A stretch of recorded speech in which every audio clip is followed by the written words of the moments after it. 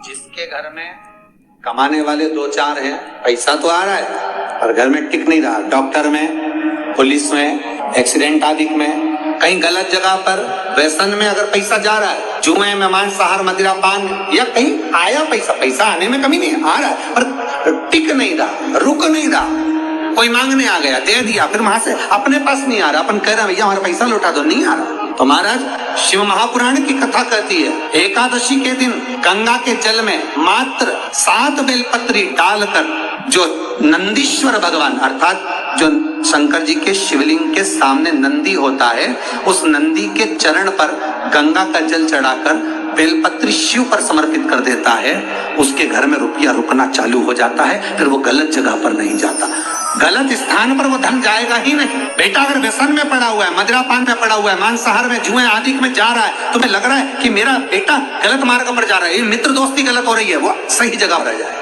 कई लोग इसको धन के लिए भी करते हैं, संपदा के लिए अर्थात जिसका व्यापार नहीं चलता, जिसके घर में पैसा नहीं आता, या नौकरी नहीं लग रही, या सर्विस नहीं लग रही, आप अप्लाई कर रहे हो, जगह जगह जाकर इंटरव्यू भी दे रहे हो और पैसा नहीं आता, तो उसके लिए भी प्रयास किया जाता है। पर उसके लिए यहाँ पर जो धन के लिए करते हैं, उसके लिए विष्णुपदी के लिए करते हैं। मतलब जैसे गंगा के जल में तुलसी के 11 पत्ते डाले जाते हैं। कितने पत्ते डालते हैं?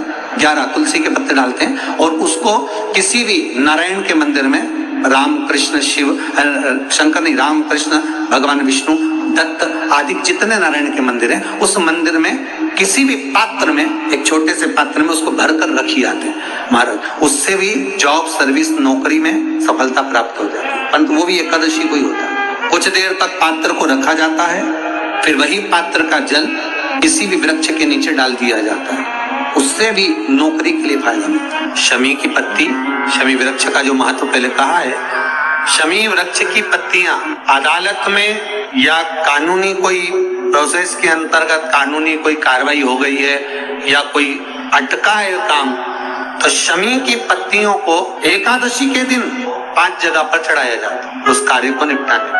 पहला अशोक सुंदरी की जगह पर। अशोक सुंदरी की जगह कहाँ है आपको मालूम है, पहले भी बताया।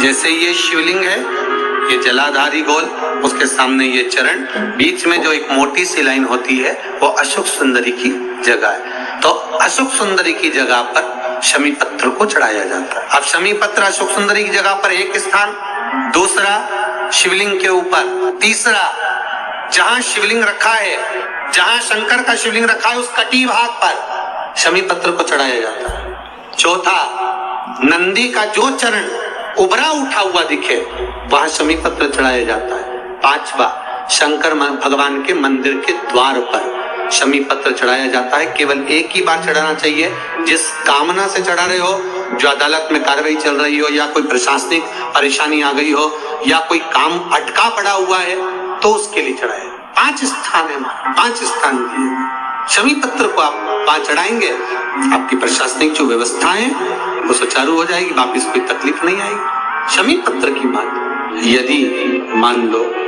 शरीर कहीं से सफेद पड़ रहा है, कहीं से काला पड़ रहा है, शरीर में से खाल की फुकड़ी निकलना प्रारंभ हो गई हो, शरीर में काले काले चट्टे पड़ना चालू हो गए हो, या कोई विशेष रोग हो गया, काया बेकार हो रही है, तो सीधी सीधी बात शिव महापुराण की कथा कहती है, एकादशी के दिन पीपल का एक पत्ता, उस पत्ते पर थोड़ा सा चावल अपने हाथ में लेकर, अपने नयनों से लगाकर, शरीर पर से स्वयं उतारकर उसको दरवाजे के पास रख दीजिए। उस चावल को दूसरे दिन सूंघ कर बहते हुए पानी में डाल दीजिए। महाराज कितने भी रोग से ग्रसित हो गए, पीपल का एक पत्ता 52,000 ब्राह्मण की साक्षी कराता है। बहुत ध्यान देना, पीपल के वृक्ष में स्वयं नारायण का, मेरे कृष्ण का वास है। स्वयं भगवान गीता के अंतर्गत कहते हैं कि मैं पीपल का वृक्ष हूँ।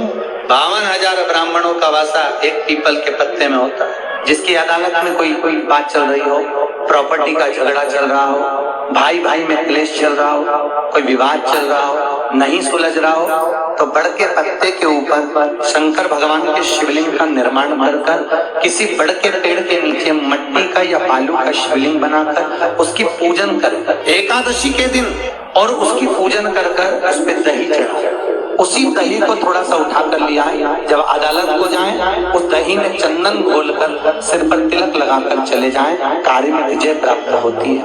यही चंदन और दही बच्चे जब एग्जाम में बैठते हैं, छोटे छोटे बच्चे, कई माताएं कहती हैं हमारे बच्चों का पढ़ने में मन नहीं लगता, या कोई एग्जाम में बैठ रहा है अच्छे नंबर नहीं आ रहे हैं, तो बटकेश्वर महादेव का पूजन कर कर चढ़े हुए दही में चंदन मिलाकर बच्चा जब एग्जाम देने के लिए जाए तो उसी चंदन का तिलक लगाकर उसको भेज दीजिए, थोड़ी बिंदी लगाकर तिलक लगाकर भेज दीजिए, बच्चा अच्छे नंबर से पास हो जाता है। महाराज बटकेश्वर महादेव का इतना बड़ा, जिनके घुटने बदलने के लिए डॉक्टर बोल देते हैं कि घुटने बदलाएंगे या नीचे नहीं बैठ सकते, बड़ के पेड़ के नीचे 7 बड़ के पत्ते रखकर 7 बड़ के पत्ते रखकर उस पे 7 शिवलिंग का निर्माण करें, 7 शिवलिंग का निर्माण कर कर शंकर जी की आराधना करें और शिव की पूजन करें। श्री शिवाय नमस्तुभ्यम मंत्र बोले, श्री शिवाय नमस्तुभ्यम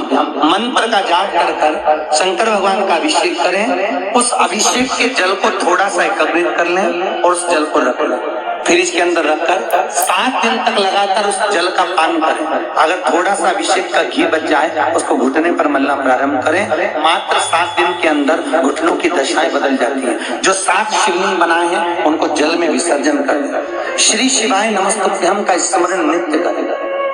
कौन सा मंत्र है? जैसे भागवती का मूल मंत्र है ओम नमो भगवते वासुदेवाय, उसी तरह शिव महापुराण का मूल मंत्र है श्री शिवाय नमस्तुभ्यम। आपको पहले भी कथा में कहा, एकादशी के दिन सारे देवताओं के मंदिरों में जाकर दर्शन का प्रमाण है।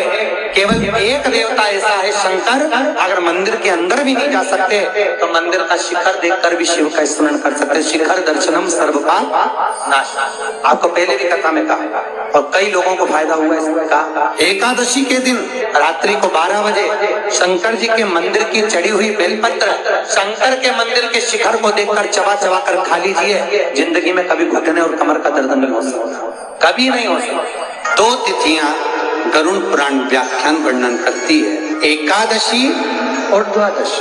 बहुत ध्यान देना महाराज, एकादशी की अगर कोई तिथि पड़ती है और उस दिन आपका फर्ज है कि ब्राह्मण को भोजन कराते समय एक भाग फरियाल का अवश्य बनाना चाहिए। बहुत ध्यान देना, अगर ब्राह्मण बोल रहा है कि मेरा फरियाल है उस दिन एकादशी का, तो उसको एकादशी का फरियाल खिलाएं, पर रोटी या पूड़ी या खीर मंगोड़ा जरूर बनाए, भले वो गाय को दे, पर उस ब्राह्मण को आपने दे दिया, पर वो अन्न का भाग भी जाना चाहिए। एकादशी और द्वादशी ये 2 तिथियां ऐसी होती हैं, ये 2 तिथि के अंतर्गत अगर बहू किसी का निमित्तार्थ अगर मान लो ससुर कहीं निकाल रही है तो भी उसके मायके पक्ष को भी वो भाग बट जाता है। अगर द्वादशी का कुछ निकाल रही है तो भले बहू को अपने मायके का नहीं निकालना है, पर वो अगर ससुराल का भी निकाल रही है, द्वादशी तिथि का भी अगर कुछ निकाल रही है तो वो अपने मायके का अपने आप कट जाएगा। उसको बोलने की जरूरत नहीं है कि मैं अपने पिताजी को दे रही हूँ कि अपने काका जी, कुछ मत बोलो, तुम तो तुम्हारे ससुर का दादा का जिसका निकालना उसका निकालो, पर तो उसका अपने आप कटकर वो नाना पक्ष में पहुंच जाता, वो उसके मायके पक्ष में पहुंच जाता। एकादशी और द्वादशी गरुड़ पुराण में ये तिथि क्यों ली गई? तो गरुड़ पुराण में लेने का एक कारण है, एकादशी की तिथि एक ऐसी तिथि है कि कोई संत, महात्मा, जोगी, सन्यासी, तपस्वी, साधक, उपासक, कोई ब्राह्मण, कोई साधु, कोई तपस्वी, कोई संत, कोई मंडलेश्वर, कोई पीठाधीश्वर, कोई जगदीश्वर, जो जो पीठ पर विराजमान हैं, ये अगर प्राण छोड़ देते हैं तो इनकी श्राद्ध में जो तिथि होती है वो एकादशी ही होती है। इनकी जो श्राद्ध होती है वो किसी तिथि पर नहीं हो सकती, ना एकम, ना दूज, ना तीन, ना कोई नहीं। अगर होगी तो एकादशी की तिथि ही होगी। जब ये संत, साधु, सन्यासी भाग लेने के लिए आते हैं तो द्वादशी के दिन ये रुकते हैं। हमारे पूर्वज अगर भाग लेने आते हैं पितृपक्ष में तो आज आए और लेकर चले गए, पर संत रुकते हैं रात्रि, दूसरे दिन इंतजार करते हैं। जब घर की बहुएं बाहर निकलकर कोई भाग किसी को देती हैं तो उसको वर देते हैं कि तेरा मायका और ससुराल 2 कुल तेरा तर जाए, और ये भाग स्वयं संत आशीर्वाद देकर चले जाते हैं। स्वयं